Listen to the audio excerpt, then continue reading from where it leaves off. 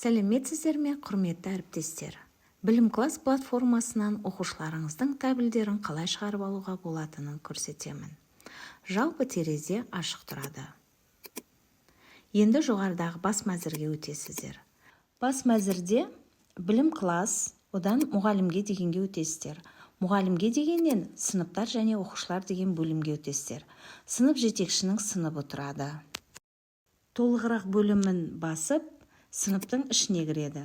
Сол жерде жалпы оқушылар тізімі шығады. Әр оқушының тұсына барған кезде толығырақ бөлімі тұрады. Сыныбыңызда 20 оқушы болса, сол оқушылардың барлығына жеке-жеке кіресіздер. Енді бір оқушының тәбіл алу әрекетін көрсетемін. Бағытты басып, сол оқушының жеке кабинеті ашылды. Бұл жерде оқушы туралы мәліметтер берілген. Барлығы дұрыс екеніне көз жеткізіңіздер. Ал енді бізге тәбілді жүктеп алу қажет. Тәбілді жүктеу дегенді басасыз, қазақша жүктеу батырмасын басасыздар. Мектептің атауы толық болу керек. Сыныбы, сынып жетекшісі бәр талапқа сай. Енді астындағы тәбілді жүктеу деген жасыл батырмасын басасыз. Тәбіл жүктеледі. Төменде загрузки бөлімінде кірсеңіздер, сол жерде тұрады. Тәбілді ашып көрсетейін.